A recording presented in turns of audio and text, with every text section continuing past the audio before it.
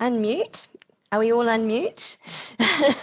Welcome everybody to this panel on traditional storytelling and genre fiction. My name is Lee Murray and I'm a writer and editor from Aotearoa, New Zealand. And I use traditional storytelling quite a lot in my own work. But I'm here and joined by an incredible panel of experts on this topic. I have Tom Doyle, Sherri Woosley and Valerie Frankel here to talk to you about this topic. Just some housekeeping. This session is being recorded. If you would like to put a question in the chat or in the Q&A, please do so, and I'll try to get to those at the end of the session, or perhaps even during the session if they're relevant to the conversation and I manage to see them. I'll do my best to get them all in. So I think without any further ado, we'll just get on to the discussion because it's a fascinating subject. So I wonder if we just go around the panelists first and ask them who they are, in case anyone doesn't know who they are. They're fairly well-known names in the science fiction and fantasy community, and also what their interest is in this particular topic. So maybe if I start with you, Sherri. Thank you. So my name is Sherri and I've written Walking Through Fire, and I have 3 stories out in anthologies, Black Eyed Peas on New Year's Day, and Once Upon a Dystopia, and Thrilling Adventure Yarns. And my interest in this particular panel is that in graduate school, my master's thesis was written on Irish mythology. And so we're comparing Irish myths and Welsh myths, how they had changed, how they had stayed the same, the timing, and specifically the role of women within those myths. But in doing so, it was because the stories originally were told, it was very interesting then to look at translations and to look at how words had changed, vocabularies had changed, even how social codes had changed from the oral structure into what was then being captured, and then from being captured in writing, then to be translated. Fabulous. Well, welcome to the panel, Sherri. I'm looking forward to hearing more about what you have to say. Valerie. Hi, I'm Valerie Estelle Frankel. I mostly write nonfiction guides to Game of Thrones and Star Wars and all that stuff.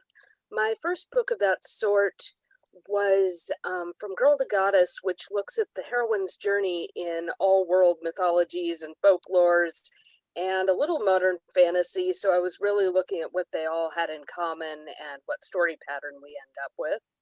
And I just published my first book of original folk tales, which I guess is a thing because I published one called Home for the Holidays, of silly Jewish stories. I'm sure they're not silly Jewish stories, but no, humorous. Jewish. Oh, humorous. Oh, that's not the same thing as silly. And also the author of more than 80 titles, so clearly an expert. So we're looking forward to hearing more from you, Valerie. Thank you. Tom.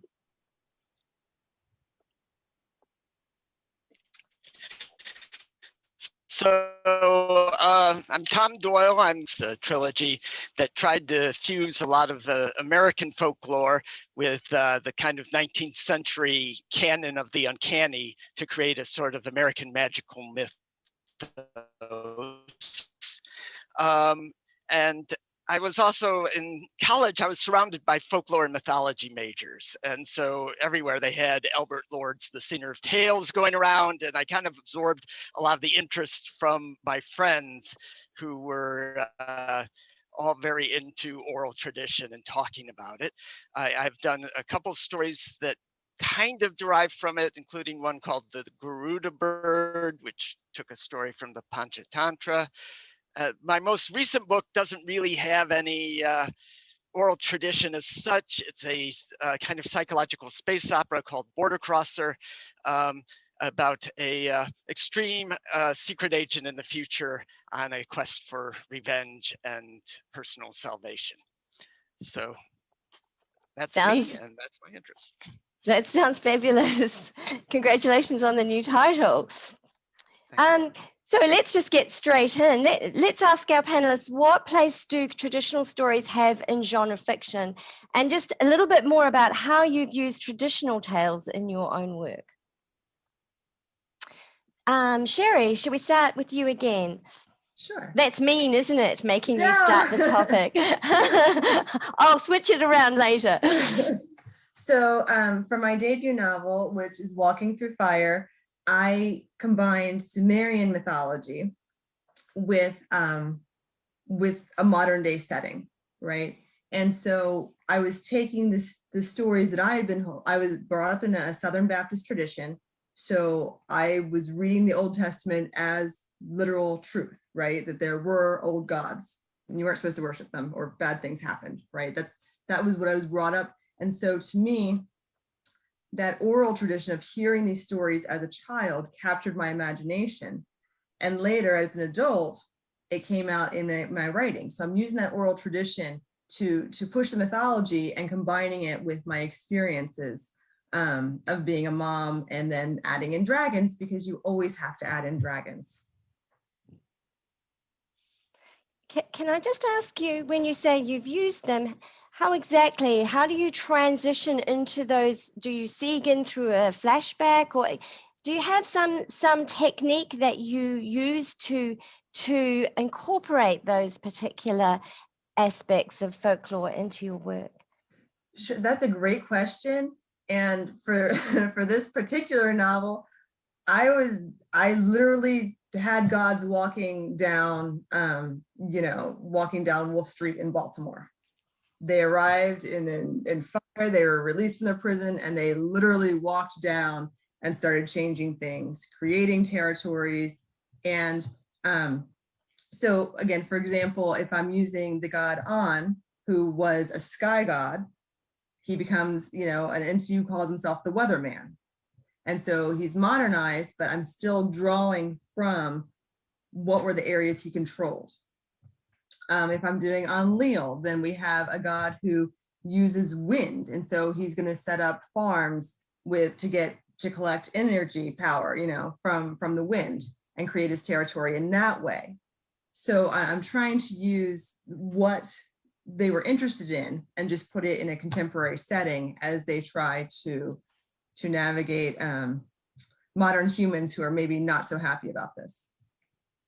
So really stepping into magical realism as your approach, and sort of grounding your narrative in reality, and just waltzing those folkloric aspects straight into the writing. Yeah, I was not subtle at all. Oh, that's fabulous. No, that's fabulous. Valerie, what place do traditional stories have in genre fiction? How have you used traditional tales in your own work?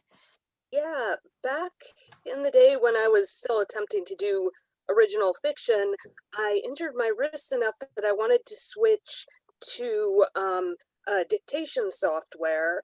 And it was, if you've heard about people going, when I switch mediums, my art feels all weird and there's a learning curve. I was there, so I realized that telling folk tales to the computer would work so much better for me, because I was already doing a lot of storytelling in person, and it just worked better as an art form to help me transition, and that became Helm for the Holidays. I also wanted to mention, because our fantasy is coming out of the fairy tale tradition in so many ways that I could talk about for 3 hours, but why don't we just assume? There are so many novels that are so aware of that. Like The Hobbit has so many little asides and so many you must remember and little bits like that you can really feel like he's telling it to his children. Neverending Story is leaning into that and making such a production of going, but that is another story, and we will tell it at a different time. And Narnia, you see bits of this, but we always remember never to close the wardrobe all the way. So you can see so many authors aware of where this is coming from and putting that style in. Yes, I think you're right. There's that reminder that there is an external narrator somewhere in the process of storytelling, and that sort of fourth wall, we might call it, in if you were talking about film, and that still exists in the older tradition. And you've used that particular technique in your own work. In the folktale books specifically, and then again, I've mostly moved on to nonfiction about folklore sometimes. Right. Okay. Tom, do you want me to Well, read the question again, or can you remember? No, I have some thoughts about how fantasy and science fiction kind of use oral tradition in a weird way. You know, within fantasy, things that would be, you know, of the oral tradition, songs, etc., are used to convey actionable intelligence, let's call it, you know, stuff from supposedly thousands of years ago that the song gives the hero the absolute dead on cue that they need, you know, the objects, the destiny, the prophecy. And that's not the way an oral tradition works. You know, maybe it works that way when you have elves. And I think Lord of the Rings is kind of making fun of that in the fact of they're singing songs in front of Elrond. And the songs are about his dad. And so he's still there. So it hasn't become oral tradition as we understand it within the Lord of the Rings. People still are living who remember what happened. It's an oral history. It's an oral transmission, but it's not an oral tradition. So a lot of fantasy authors don't see that distinction, and will have stuff from thousands of years being handed down with the exact sort of technical details that the hero needs to succeed. And that's, you know, so that's kind of a funny, and I understand that within those have an actual factual historical reference somewhere that they haven't been, you know, over the millennium completely garbled, changed, mishmashed with everything else. So it's a conceit within fantasy, and it works for fantasy readers. But someone who would be studying oral tradition would go, well, that's not the way that happens. And it's not just on the fantasy side, of course. It's science fiction often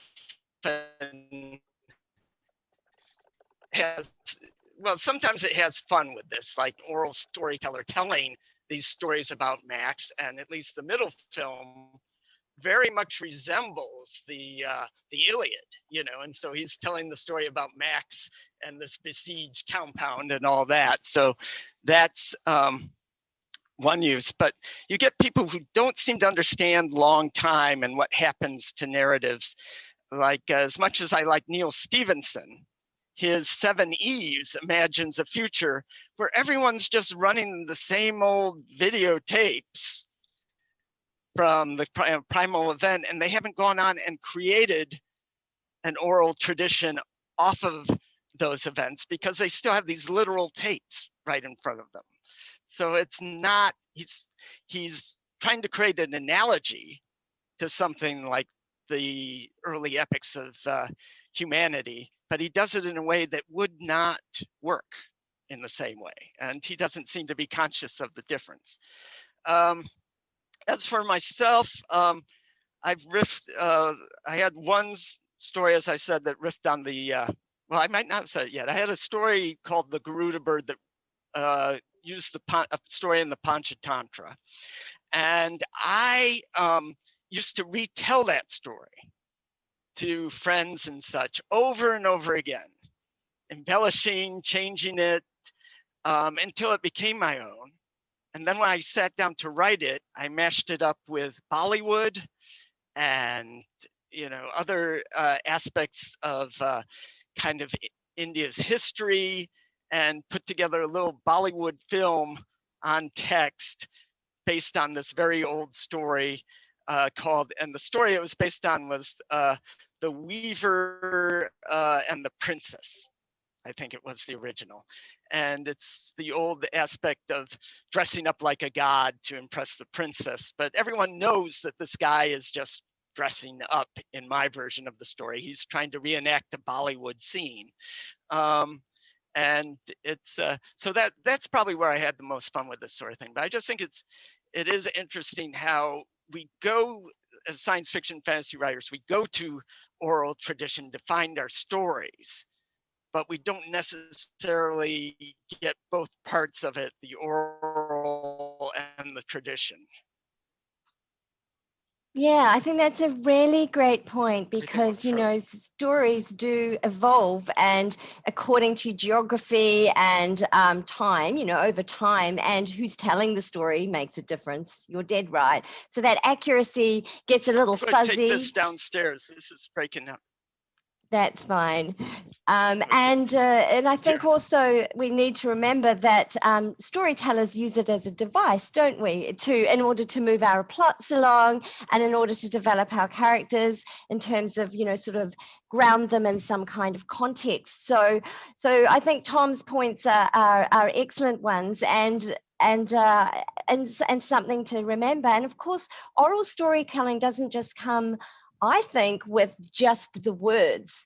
There are, for example, the gestures and the clothing, the garments, the weaving, the context that those stories are told in. You know, in New Zealand, they might be told on the marae, which is the piece of land outside the place, the meeting place where people would gather. And so there is those Indigenous stories which have their own histories that go with it. And also the way that those stories are approached. I know in New Zealand, when people introduce themselves, they have what's called a pepaha, which basically is the story of your history, which tells who your ancestors are and where you came from, and the stories that create, you know, that create your family history. And so those stories are passed down, and they are accurate, but they are also accurate in ways that reflect your geography and your social context. So it's a fascinating subject, and I think what Valerie is saying is dead right. We could talk about this for hours and hours, but we only have an hour, so let's move on to my next question. I'm going to ask Valerie this first. Because she's a researcher in this area. So this is I think she's probably the right person to start us off on this one. And it's that there are only 7 classic stories, apparently, and they include overcoming monsters, quests, those rag to riches stories, and also the reverse, riches to rags, a voyage and return, comedy, tragedy, rebirth, and the rule of 3. And for those who are listening who might not know what the rule of 3 is, it's the, you know, things like the 3 Little Pigs and the 3 Fates, those kinds of stories. And I want to know, do you agree that these tropes are true of traditional storytelling globally? Or do you think there are other different stories that aren't addressed in those 7, or just different versions of those 7 stories? I'll totally get to that in a second. I wanted to bring up on Tom's point, because absolutely, you know, the prophecy and the ancient teaching from 1,000 years ago gets garbled, and so many fantasies do it wrong. But I wanted to mention a couple fantasies that do it right, or at least explore that issue.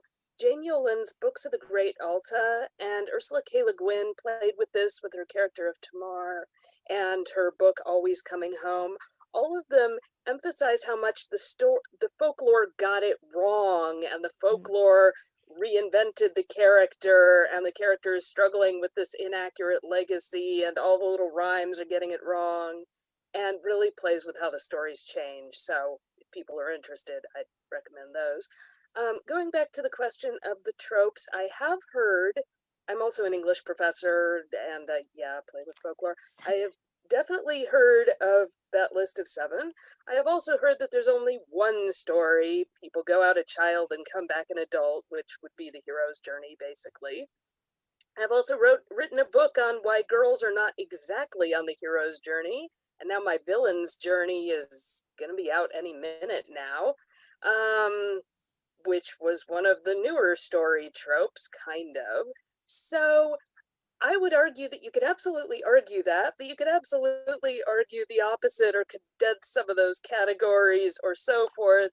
And of course, the folklorists sit there with the AT index going, there are exactly 200 stories until we develop a new one. And also we, made a very Eurocentric one. I would certainly argue, and I'm sure there are cultures that just don't have a tragedy story or don't have a this or that, but I would certainly argue that we get the same patterns worldwide. The number one story has been identified as Cinderella, if we define that as poor kid wins in the end. You don't require a shoe, but everybody everywhere wants to hear the story of poor kid wins in the end, which of course is Harry Potter, among other things. And we get so many teaching tales about, okay, maybe you're going to have to marry a monkey or a bear or a frog, but if you're patient, you'll see that he's a prince underneath. So we get that one worldwide. And so you get some variance depending what the culture values and what the culture is trying to teach, but so many of these cultures are pushing the same kind of teaching stories or the same feel-good stories. So yeah, worldwide, I see a lot of the same stuff. Can I just tease that out a little bit, Valerie? When you say they're talking about the same story, the same types of stories, why do you think that is? Why do you think those stories are global? What is it about them? We like to see a hero throttle the monster, which is cool and exciting. And those tend to be very good versus evil stories. I mean, you see in Beowulf, oh yeah, Grendel is a descendant of Cain, the original sinner. He's icky and gross, whereas Beowulf is always minding his manners and doing the right choice. And you see that through so many stories. Although we also like seeing King Arthur not only build his stuff up and then get torn down, because we also go for the tragedies. So I agree with a lot of what Jung said, that we all channel the same stuff about old wise person giving us advice and little child who represents our innocence and playfulness. And we all want these characters to tell us a story. And so many of these are about you determine your own luck by behaving well. The person who was a brat, like an evil stepsister, will get punished in the end. Yes, your day is sucking, but here's a story of somebody whose day sucked and then he went on and did great things. These are comforting stories. Right, okay. So partly entertainment and partly to help us with behaviors and coping with what the world throws at us. So Sherri, these 7 classic stories, what's your view? Do you think that these tropes are traditionally told everywhere, or are we missing something? Just hearing that there's only 7 types of stories makes me just want to argue, right? That just nuh-uh. But so, if we think about the story of Little Red Riding Hood, right? We can think of the version where you've got this child who's it's a teaching tale where she's not supposed to leave the path, and there's a stranger, and then she gets to her grandmother's house and she gets eaten. And then you've got the version where she doesn't leave the path, but she's chased anyway. Or then you've got where she gets there, but she's able to escape. Or she is eaten, but then this hunter character appears and cuts open and she pops out. And then you even get to, the TV show Once Upon a Time, where Little Red Riding Hood was the werewolf. So we've got these changes. So it's all the same story, but it's changed, it's twisted, it's made new.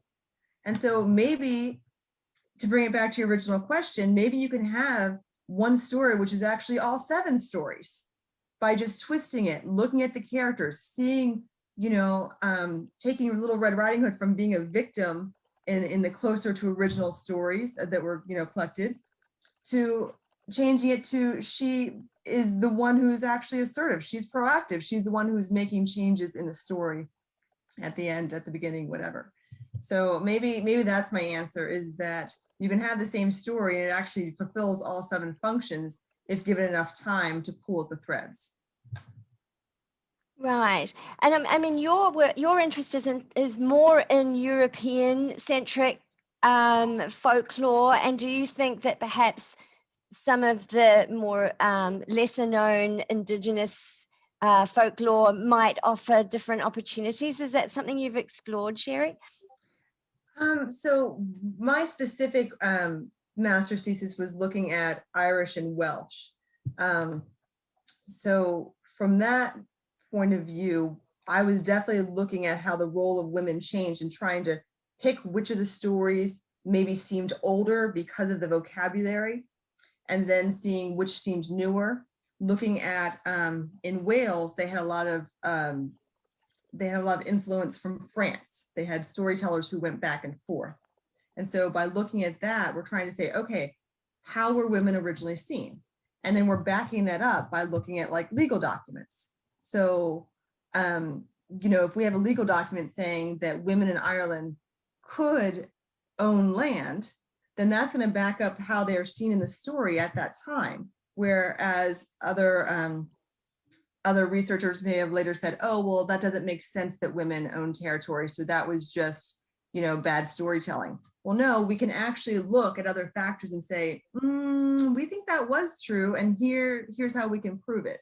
And so in that way, trace how, you know, women had a certain position, and then it was seen differently in the stories because of how the researchers of that time saw women, and then how the characters are now kind of being re-evaluated with more information and better research. Wow, I think that's a thesis I might need to read. That doesn't sound dry at all, does it? It sounds fascinating. I think that's interesting what you say about the legal aspects, because, you know, here in New Zealand in the last 4 or 5 years, we have had some groundbreaking legal changes wherein some of our national treasures, our taonga, have been given person status.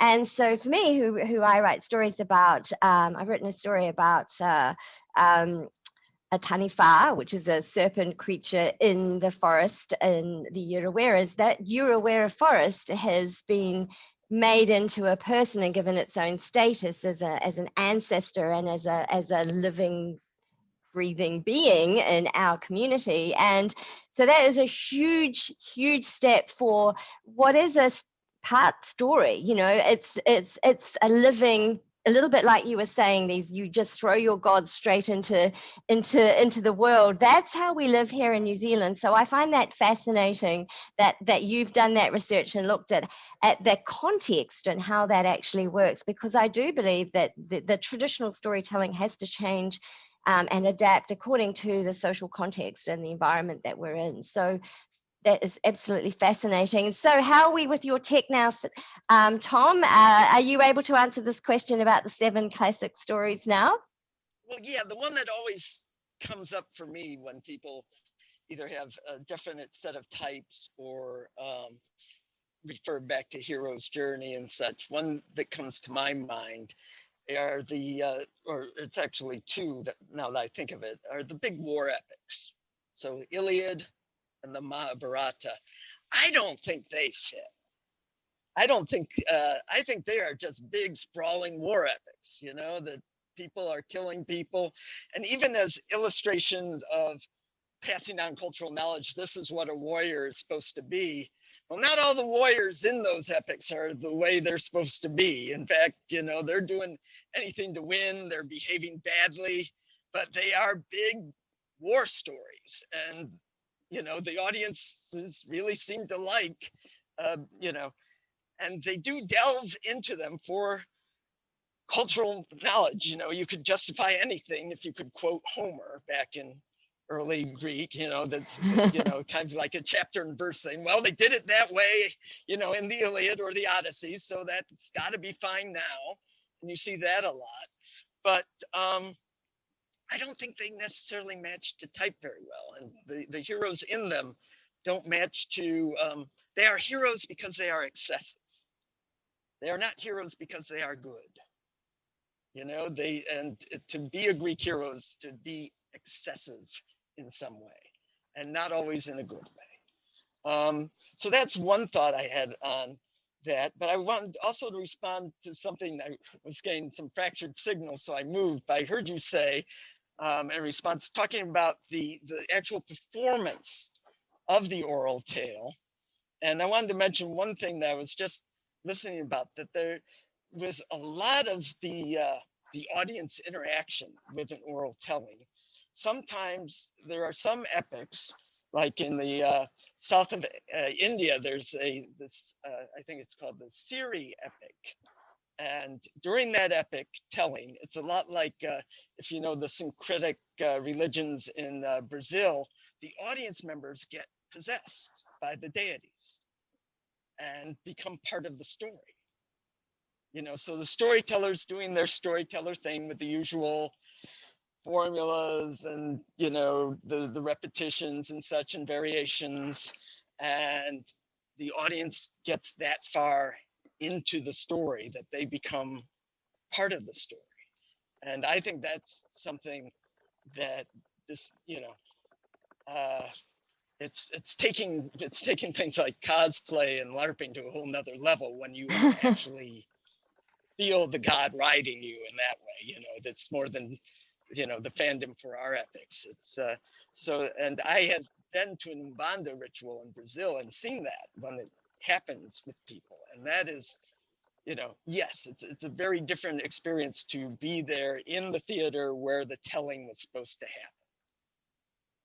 But I don't know if you guys have an idea of what, you know, the Iliad or the Mahabharata, if they really do. I mean, there are sub stories within there that you could say, oh yeah, that's a little bit like this pattern or that pattern. But the whole thing, I don't know. Yeah, well, I think you're right. I mean, we do need to remember that some of these stories were told well after the fact, and by academics or, you know, orators, people who, you know, were wanting to create an audience. And, you know, so obviously, you know, it's like the blockbuster movie, isn't it?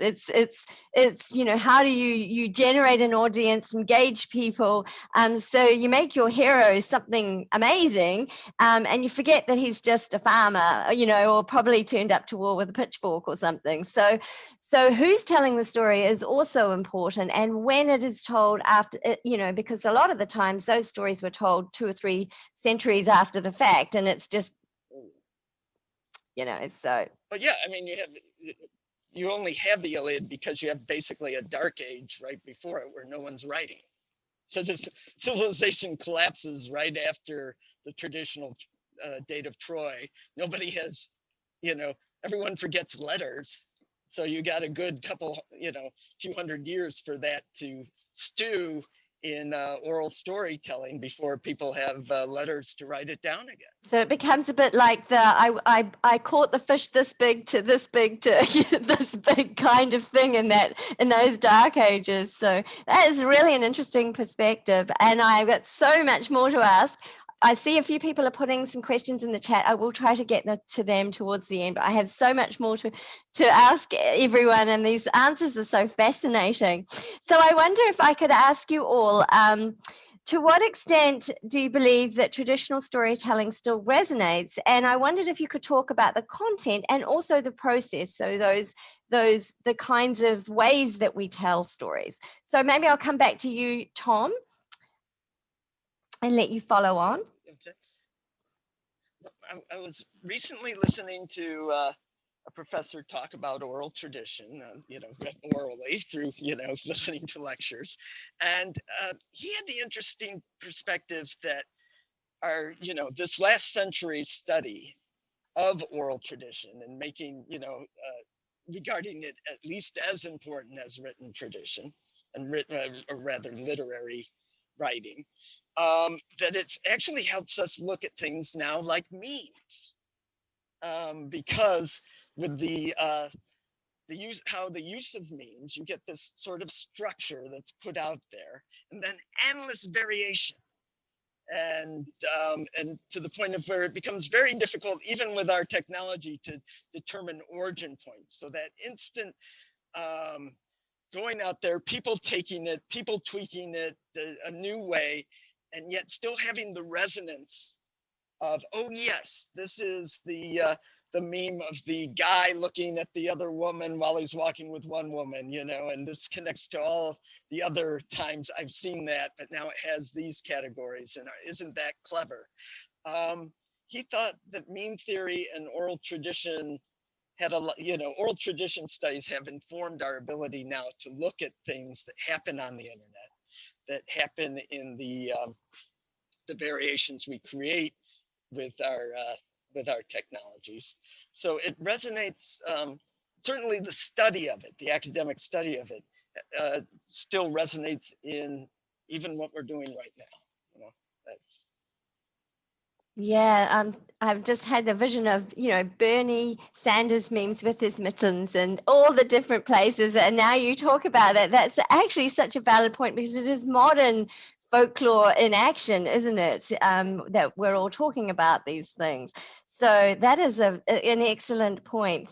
Thank you, Tom. Valerie, to what extent do you believe that traditional storytelling still resonates? And can you comment in terms of content and process? I hang out with a lot of performing storytellers. Kids love it, adults love it. It's still an art form. One thing worth remembering, of course, is that everybody has heard the stories, which was also true centuries ago, of course, unless it was an original creator. But just a couple years ago at the library, I saw a storyteller telling this group of pretty little kids. So first, the first little pig went and built a house of cheese, right? And all the kids screamed, no, because they'd heard the story before. So again, being aware that everybody's read it, or updating your material to be less sexist or whatever, incorporate some modern values or some modern, then she picked up her can of Pepsi and went off into the forest.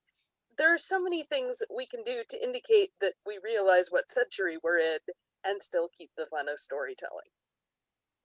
Yeah, that's a fantastic point. And of course, don't forget, we also have the technology, as Tom mentioned, things like podcasts and vlogs now where we can actually, pass on those oral traditions through technology. We can actually hear a story on a podcast in our ears and experience it in this modern way that, you don't actually have to have the storyteller in the room with you. So that's another opportunity that we're sort of forgetting, isn't it?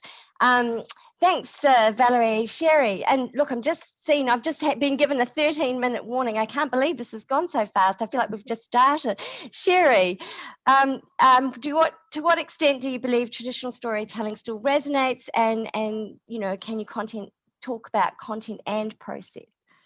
Well, I mean, I would definitely speak to the popularity of audiobooks, right? Where people want to listen to stories, and maybe it's while they are driving. Maybe it's, I happen to know someone who actually will clean her house. She'll be vacuuming while she's listening to a story. I don't know that I could multitask like that. When I read, I feel like I'm completely in what's happening. But, maybe if it's a story she'd read before, I don't know.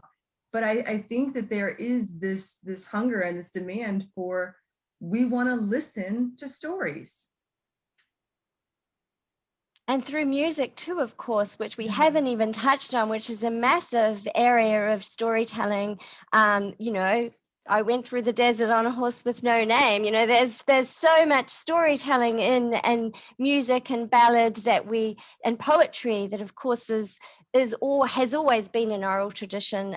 So that's a whole massive area that we haven't had time to discuss in any depth. So I have about 1 million other questions, but and two very big questions. But I want to get to the question and answer so that the audience gets an opportunity to ask you their question, and then if we have time, we'll come back to those. So. William Lawhorn asks, how would you fit in Clifford Simak's city into the science fiction oral tradition tale? Does anyone want to answer that question? Yeah, he's got me. I forget. I'm sorry. I've forgotten the story. Might have read it back in the day, but if you could chime in with more detail on the question. Or maybe after in the sorry. Discord. After in the Discord, yeah. Yeah, William, we're not all familiar with the story. Oh, the dog's telling stories about humans. Does that ring a bell for anybody? Gosh. Well, there's so many flipped narratives, like the true story of the big bad wolf. There's a massive tradition of everybody who told the tale got it wrong, let me flip it. And science fiction, you get so much fun with, yes, the flipped narrator, well, if aliens looked at us, here's what they would think. So the two can really go together quite well. Yeah, that's a good point. I have to say I don't know that text, and so I feel a little ignorant. So I can't comment myself. Sherri, did you want to add something? Sorry, Tom. I'll comment. There's an aspect when people use when we use other species, we're typically trying to slide in a message without it making it obvious that we're talking about people. You know, that we're using the distance and the way that genre often uses a distance, either back in time or forward in time, to make a point. So if the dogs are doing it, they should be using us to make dog points about behavior. They wouldn't use us to talk about people, except as kind of a cautionary dog tale. You know, so that's the way, you know, that Aesop is using his stories. He's not, you know, really talking about donkeys. He's talking about people who are like the donkey, and people who are like the lion, and people who are like this or that. So unless the story is doing that, it's more like it's really at the meta level another Aesop, where he's talking about dogs telling stories, but he's really talking about humans telling stories. So there you go. That's how meta it would have to be. Oh, we've got story within story. Sonia asks a question which is actually touches on something that I had in my list, and she asks, what specific narrative techniques from oral storytelling, repetition, for example, or specific rhythms or reprises, do you like to use in your prose? Which I think is an excellent question. Would anyone like to go ahead and answer that question? Rhythm, absolutely. Awareness of my audience, even if I'm just pretending. I was talking about the difference between telling it to the computer, and lately I've been doing actually a lot of storytelling into YouTube where I have to imagine the audience, which is not as fun as having them in person. And a lot of rule of three, because I'm talking to people who just know how folktales go. Sherri, anything to add there? So in the novel I'm writing right now, the follow-up to Walking Through Fire, I have to explain some of the stories that are less well known. And so I'm trying to use those techniques as one character is telling the story to the other. But it's complicated because I can't just have like a big chunk of text, right? I can't just tell the story the way you would read the story of what happened to create animosity between Marduk and Tiamat, right? You have to make it in a way that someone who is reading it, like, you still have to have action and you still have to have interior, right? So that's definitely something I'm working with right now. But I am fond of but that's another story technique, and just kind of promising the reader that, you know what, later we're going to come to that folklore or that myth in this novel. We're going to get there. Just stick with me.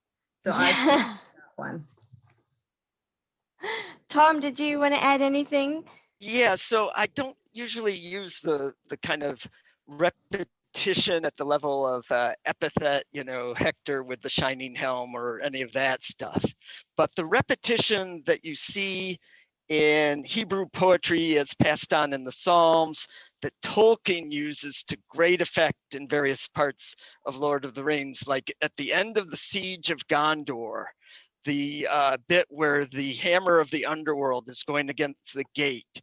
There are these sort of psalm-style repetitions where the same thing's being said again and again, but it's enhanced and changed every time, and it has both the repetition and the rhythm to a repetition.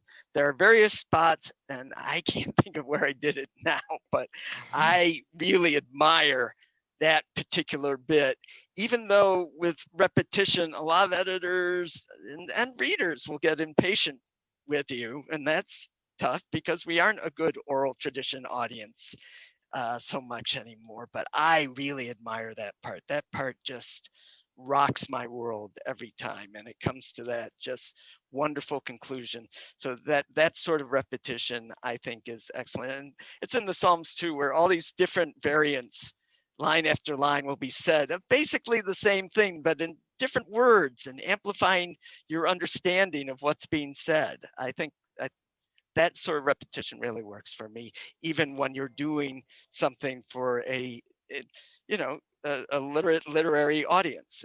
It still works.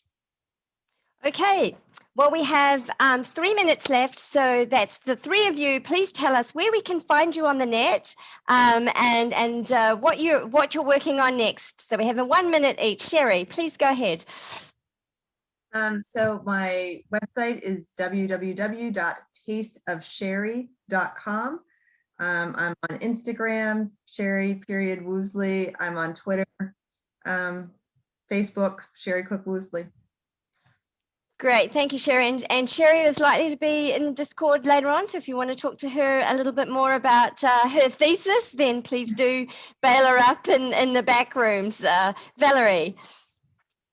Frankel.com, and I'll put my YouTube channel in the Discord too. I've got storytelling there. Yes, definitely look up some of. I'm fascinated to read some of Valerie's stories. I'm interested in the villains. That sounds fascinating, and the book of folklore, silly folklore, Jewish stories, I think she called them herself. So I'm looking forward to reading those and discovering your work a bit more, Valerie. Tom. So you can find me, I just put this in the chat. I am at tomdoyleauthor.com.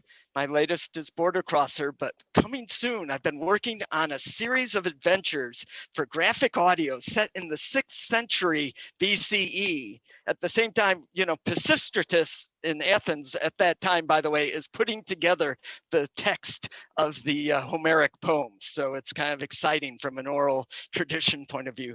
But I have a secret agent who goes to ancient Egypt and ancient Greece, and now they're on their way to ancient India, and it starts with the fall of Babylon and this sort of Herodotus meets biblical mashup, and it's a lot of fun. It's really a romp is what it is, and I think it will be hilarious on graphic audio and a mix of real history with a lot of wild west sort of anachronism.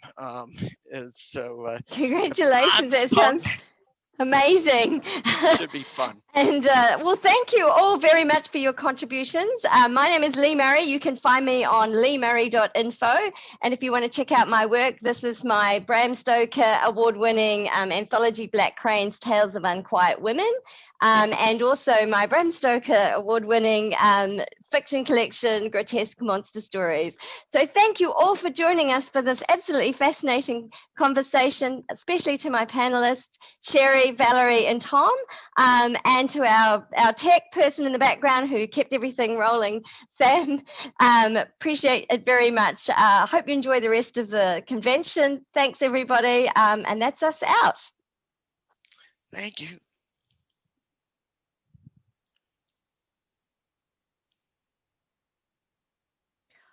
Fantastic.